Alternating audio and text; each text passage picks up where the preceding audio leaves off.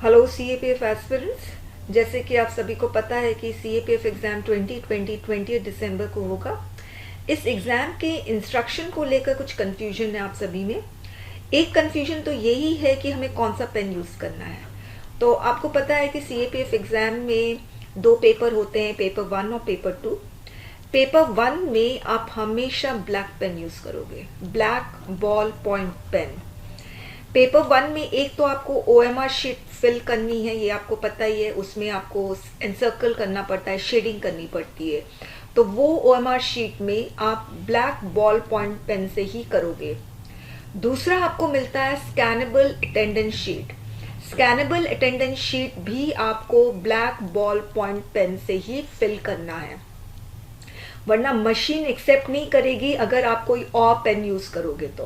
Okay, तो paper 1 में चाहे OMR शीट हो या स्कैनेबल अटेंडेंस शीट हो, आपको उसमें ब्लैक बॉल पॉइंट पेन ही यूज करना है। अब रही बात पेपर 2 की, तो पेपर 2 में एक तो आपको फिल करना होता है स्कैनेबल अटेंडेंस शीट। तो स्कैनेबल अटेंडेंस शीट आपको ब्लैक बॉल पॉइंट पेन ही यूज करना है उसको फिल करने के लिए। अब रही बात पेपर 2 जो नैरेटिव फॉर्म में, डिस्क्रिप्टिव फॉर्म में, उसके आंसर्स आप कौन से पेन से लिखोगे? तो उसके आंसर्स आप ब्लैक बॉल पॉइंट पेन से यूज कर सकते हो, लिख सकते हो सॉरी, और या ब्लू बॉल पॉइंट पेन से लिख सकते हो। Okay, black ball point pen personally मैं फील करती हूँ थोड़ा मेसी लगता है, मगर किसी किसी को आदत होती है ब्लैक बॉल पॉइंट पेन से यूज करने की, तो कोई प्रॉब्लम नहीं है, आप लिख सकते हो। और रही बात जेल पेन की, बिल्कुल भी अलाउड नहीं है, आप समझ लीजिए प्रोहिबिटेड है। जेल पेन आप यूज नहीं करोगे, इंक पेन यूज नहीं करोगे। पायलट पेन कुछ स्टूडेंट्स यूज करते हैं, एक्सेप्टेबल है, मगर फिर भी प्रेफरेबल जो है वो बॉल पॉइंट पेन ही होता है। अब पेपर 2 के एग्जाम में जो बॉल पॉइंट पेन होगा वो आप मतलब मैं तो हमेशा से यही कहती हूँ कि जो आप जब एग्जाम के प्रिपरेशन कर रहे थे 6 महीने से 1 साल से, तो जो पेन आप यूज कर रहे थे वो ही पेन आपको एग्जाम में यूज करना चाहिए। होपफुली आप लोग सभी कोई बॉल पॉइंट पेन ही यूज कर रहे होंगे, तो वो ही पेन आपको यूज करना चाहिए। एग्जाम में कोई डिफरेंट पेन आप लोगों को कभी भी यूज नहीं करना चाहिए, स्पेशली पेपर 2 के एग्जाम में, क्योंकि प्रैक्टिस हम जिस पेन से कर रहे होते हैं वो एडजस्ट हो जाती है हमारी उंगलियों से। फिर हम दूसरा पेन यूज करते हैं दूसरी कंपनी का, तो फिर मुश्किल होती है, स्पीड स्लो हो जाती है। इसीलिए जिस पेन से आप प्रैक्टिस कर रहे थे आंसर्स लिखने का, वो ही पेन यूज करना चाहिए एग्जाम में, ताकि हमारी ग्रिप बनी रहे उस पेन से। वैसे जब आप पेन चूज करते हैं कि हमें पेन कौन सा यूज करना चाहिए, तो ऐसा पेन यूज करना चाहिए जिसकी ग्रिप अच्छी हो, इंक स्प्रेड ना हो, उसका इम्प्रेशन जो है पीछे वाले पेज में ना पड़े, ये भी आपको देखना है। ठीक है, तो बहुत अच्छे से हमें पेन चूज करना चाहिए, मगर अब जो पेन यूज कर रहे हो वो ही पेन यूज करना है, और आप कंफर्टेबल हो, ये भी ध्यान रखना है। ओके, तो आपको समझ में आ गया होगा कि बॉल पॉइंट पेन ही यूज करना है, मगर जहां पे मशीन वाली जो शीट आती है जैसे OMR शीट या स्कैनेबल अटेंडेंस शीट, उसमें आप हमेशा black ball point pen use करोगे। और रही बात पेपर 2 के एग्जाम की, तो उसमें तो आपको जो जिसमें लिखना होता है आंसर, वो आप blue black ball point pen से यूज कर सकते हो। ओके, अच्छा, अब पेन के अलावा आपको क्या क्या लेकर जाना चाहिए वो मैं आपको बता दूं। हालांकि एडमिट कार्ड में सब कुछ लिखा हुआ है, वो भी हम डिस्कस करेंगे, मगर फिलहाल मैं आपको बता दूं आपको क्या क्या लेकर जाना चाहिए। ब्लैक बॉल पॉइंट पेन होना चाहिए, 2 तो रख ही लो। ब्लू बॉल पॉइंट पेन होना चाहिए, वो भी 2 रख लो, बेटर रहेगा। साथ में आप पेंसिल भी रखोगे। पेंसिल की क्यों जरूरत है? सपोज आपको ऐसे में कुछ डायग्राम बनाना है या कुछ फ्लो चार्ट बनाना है, वैसे 300 वर्ड्स में तो मैं बोलती हूँ कि मत ही बनाओ ये सब, मगर फिर भी अगर बनाना है या अंडरलाइन करना है, कभी भी अंडरलाइन आप पेन से नहीं करना चाहिए, ब्लू या ब्लैक पेन से नहीं करोगे। अंडरलाइन हमेशा पेंसिल से करना चाहिए। हम पेन से अंडरलाइन करते हैं तो आंसर स्क्रिप्ट मेसी लगती है, तो वो मेसी लुक से बचने के लिए हमें पेंसिल यूज करना चाहिए अंडरलाइनिंग के लिए। व्हाइटनर जरूर से लेकर जाना। व्हाइटनर सिर्फ प्रेसी के लिए है। प्रेसी शीट जो आपको मिलती है उसमें बॉक्सेस में लिखने होते हैं। अगर बाई चांस आपने बॉक्सेस में कुछ गलत लिख दिया है और अगर आपने उसको स्ट्राइक ऑफ किया, फिर आपके पास जगह नहीं होगा लिखने के लिए। इसीलिए मैं व्हाइटनर बोल रही हूँ, मगर प्रेसी शीट के लिए ही है। इरेजर लेकर चले जाना। ओके, कहीं पर अंडरलाइन करना हो, नहीं कर पाए, कुछ भी ऐसी प्रॉब्लम हो, शार्पनर लेकर चले जाना। स्टेपलर लेकर चले जाना। छोटा छोटा स्टेपलर होना चाहिए, छोटा सा इरेजर होना चाहिए। अगर फेविकॉल भी लेकर जा सकते हो, पता नहीं कहाँ फोटोग्राफ पेस्ट करनी हो, कुछ भी हो, हमें पता नहीं रहता, फिर हम छोटी छोटी चीजों के लिए इधर उधर भागते हैं, तो वो सब काम नहीं करना है। आपके पास ये सारे स्टेशनरी के आइटम्स होने चाहिए। ओके, साथ में आपको एडमिट कार्ड तो लेकर जाना ही है। एक्स्ट्रा फोटोग्राफ भी लेकर चले जाइएगा।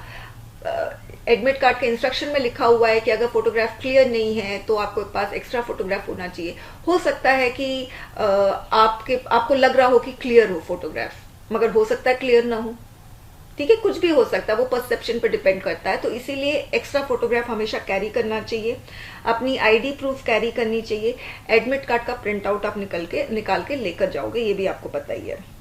ओके, अब हम इंस्ट्रक्शन देख लेते हैं स्टूडेंट्स।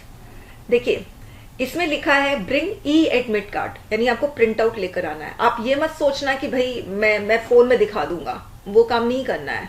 वैसे भी फोन अलाउड नहीं है, हम एक और इंस्ट्रक्शन पढ़ लेंगे, मगर आपको प्रिंट आउट निकलवाना है। प्रिंट आउट निकलवाते हैं तो हो सकता है कभी कभी फोटोग्राफ्स क्लियर नहीं होती है, इसी की वजह से एक्स्ट्रा फोटोग्राफ मांगते हैं। ओके, फोटो आइडेंटिटी कार्ड लेकर जाना है, वो भी ओरिजिनल। ओके, जिसमें जो नंबर मेंशन हो वो एडमिट कार्ड में भी मेंशन हो। ओके, ये आप थर्ड इंस्ट्रक्शन पढ़ लिया। अब हम 16th इंस्ट्रक्शन में जाते हैं।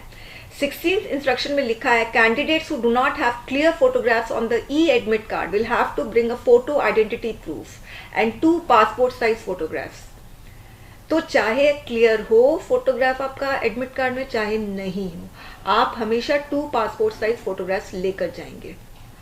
अच्छा, एक चीज है कि अपना roll number, test booklet, series code, ये सारी चीजें बहुत अच्छे से जो ओएमआर शीट है उसमें फिल करेंगे, ये सब आपको पता ही है। अब लिखा है there will be penalty for wrong answers marked by a candidate in both the question papers of the examination.